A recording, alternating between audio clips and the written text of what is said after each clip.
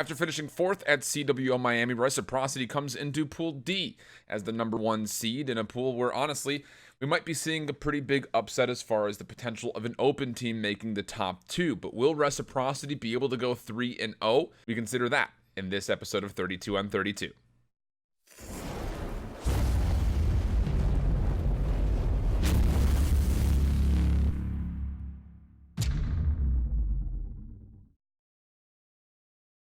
COD fans, welcome back. It's good to see you guys. Reciprocity is the team on deck for us. Our first little look into Pool D. A interesting one, I would say, simply because there are a lot of question marks, I think, surrounding a number of these teams. And Reciprocity is not alleviated from that stress, I don't think, simply because we are still getting kind of an adjustment to see how exactly Alex is fitting in with this team. Now, Reciprocity has been going through a lot of changes throughout this season. Most recently, again, it was Shawnee that was put to the substitute spot, as it would be Alex who fills in as the starting 5. Now, this team, when they were at Miami, I thought looked very one-dimensional. And I only say that because the one dimension was Dylan. It was literally, you can call him 1D because it's literally just Dylan all over the place. But the thing that I think a lot of people forgot about with this Reciprocity squad is how good as a team they're starting to look with Alex in the mix. Now, if you remember back to a couple weeks ago, I was talking about Alex when he was being brought up initially, and I was very questionable about, is he going to be able to have a CWL impact? And beyond that, was it going to be Alex running the ICR still, or would Dens be running it? And it looks like so far Dens is more comfortable running the main AR spot based on what we saw at Miami, and it was Alex running a dedicated crash with a Maddox in hand that's going alongside Wuskin, who again I've had a couple of question marks for. But as an all side, this version of Reciprocity is currently my favorite, and I think a lot of that is because there's a very nice mix between Dens and how he likes to play with the ICR, and Dylan doing Dylan things. Beyond that, though, and one player that I think hasn't gotten nearly enough credit for this Reciprocity team is Zed. I mean, have we forgotten that Zed was at one point, I think for a lot of people, considered to be the problem, perhaps, because he was not really doing all that well as an entry fragger? That was the conversation near the beginning of the year when this team was struggling immensely when it came down to their control. But since the addition of Dylan and the kind of mix-up as far as what's happened after the whole Tommy situation, him bailing away, this team has really kind of found a stride with their control. They were 4-2 in that mode at London, 3-2 at Anaheim, and 3-2 at Miami over the course of 5 games, which is, again, not bad at all. In fact, some of their improvements have made them one of the better control teams in the back half of the season in the CWL. My biggest concern for this team is that they've looked a little bit all over the place when it comes to their hard point. There are some days where they look incredible, they look magical, they look thrilling, and there are other days where they don't look nearly as good. Now, before I get too long-winded, again, let's remind you of Pool D. We'll talk about all those things here in a moment. Reciprocity as the front runner will be going up against Team Envy, Sage Esports, again, a major up-and-comer, I would say, out of the open bracket, and Legend Status, who, again, is a squad that we'll hear from later, is very hopeful about their ability to be a Cinderella in this pool. Now, we go over and take a look at this team in specific, and there's a lot of things that we kind of have to keep in mind when you're dealing with them, because, again, this roster has not been the full roster the entire time. They've been together, obviously, and with Dens being in the house before he was moved in as the main starter before Tommy left, you figure that he got a lot of time to at least understand the team dynamic and what the mindset was, even if he wasn't getting necessarily the most amount of scrim time. The biggest consideration is what's been going on with Alex. So you go back and you take a look at the match history. There's notable placements for this squad. They did have to go to the PLQ to get in. Fort Worth, they were at 3rd place, which was an incredible performance. I don't think anyone would have ever figured that Reciprocity would have finished 3rd in that tournament. They round out London with a top 8, and then it's unfortunately a little bit of a downswing for them at Anaheim for a top 12, but then at Miami, they do incredible things, mostly for that guy on your screen, Dylan, who looked insane at a number of moments. Of course, you can't forget that play where they come back against Luminosity, where Dylan was like 28 and like 4 or something like that. It was stupid. I don't remember the exact numbers, so I'm sure someone in the comments will remind me. But it was an insane performance nonetheless, and he became the hero once again for Reciprocity. It's nuts. It's insane. I can't believe that we're seeing this and it's even part of the conversation, but such is life. The biggest thing that I want to kind of turn your attention to when we start going through the statistics of this squad is how incredibly down the line they've been with just about everything with the exception of their control. We'll talk about that. Hardpoint, they're 40 and 41, which, yeah, sounds great. 215 to 219 average is what the score is for those games. Again, not bad. But I want to kind of turn your attention to a couple of moments as far as some scares that this squad has had over the last couple of times since Anaheim. You go back to that match versus Elevate in the pools where they got 94 to 2 250 against Elevate on Arsenal, which is kind of strange because following just before that, between London and Anaheim, Arsenal is their best map. Again, a little bit of inconsistency there.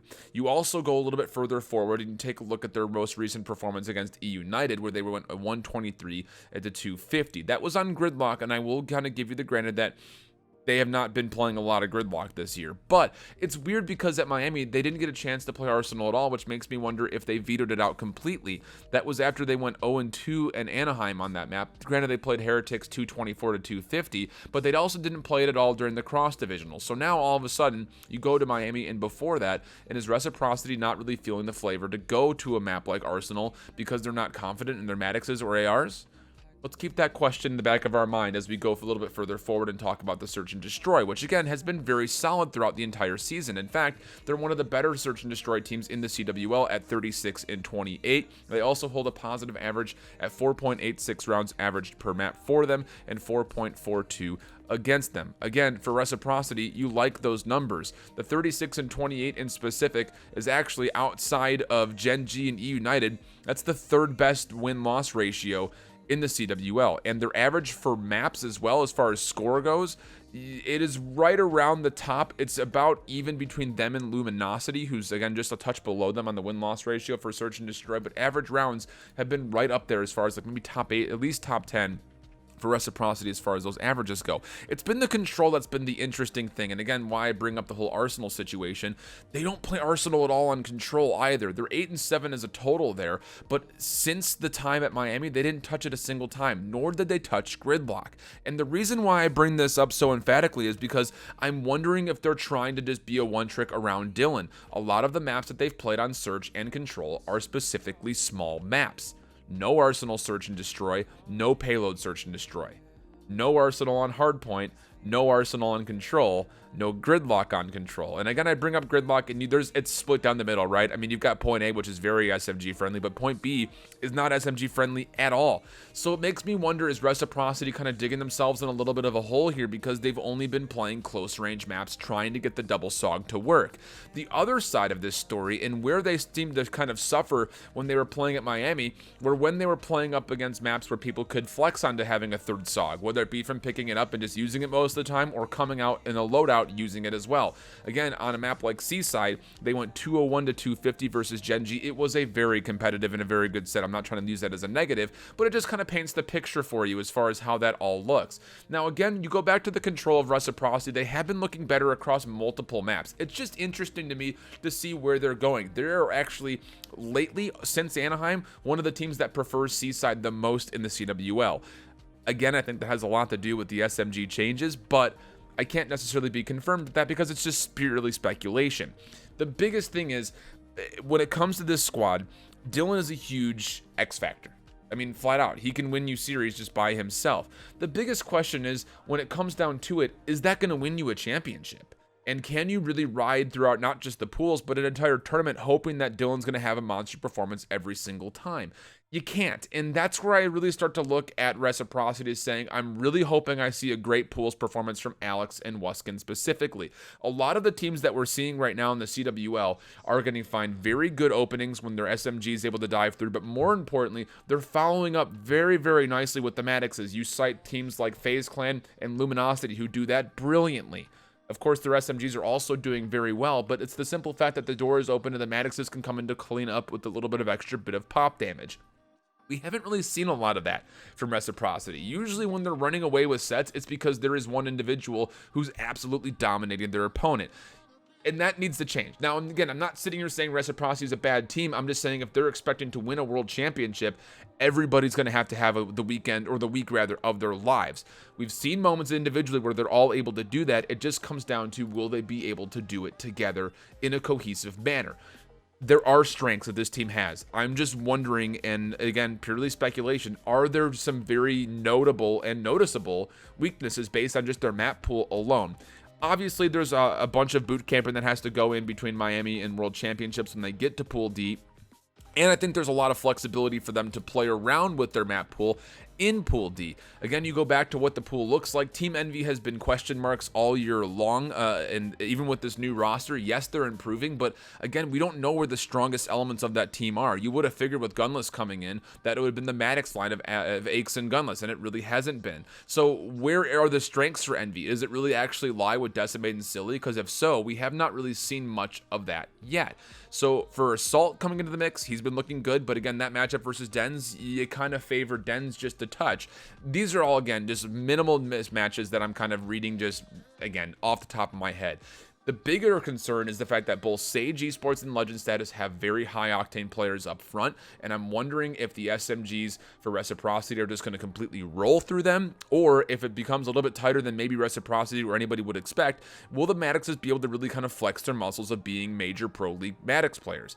That's kind of where my questions lie. Personally, I do not think Team Reciprocity have any worries when it comes to getting out of Pool D, mostly because the number 2 seed in Team Envy have been all over the place, and we don't know what we're going to expect. Again, Envy could come out and be smoking to the same potential that you would attribute to them on paper. They might start to live up to that, and that could put Reciprocity in a very dangerous spot. My biggest thing is I'm hoping that this team does not become one-dimensional. If they are able to get some more improvement in the Maddox line following up with the SMGs, you're not just relying on individuals, whether that's Dylan or somebody else, to have a pop-off game, and that causes your win condition. You should be fine to get through this pool. I kind of worry about their potential to finish another top 4 just because the pool is so much wider full of teams, and they've mentioned this at the CWL desk a number of times. Sometimes a team that just looks worse on paper is the kryptonite to some powerhouse team. It happens. It's very common. It's definitely a thing that can occur, and we're likely going to see instances of that. It very well could happen in somewhere like Pool D. But again, my final takeaway is this team is explosive, and if they all show up together, they can 100% win a championship. But it just comes down to the question if they actually will. Coming up next, we've got, of course, Team Envy, which I were able to sit down with Silly to talk about the squad. So make sure you tune in for that one. If you're not already subscribed, I recommend doing that because then these videos come out fast and furiously. So ring that notification bell to know exactly when my videos do come live. Until the next time, hope you guys keep holding it down. Later, bye-bye.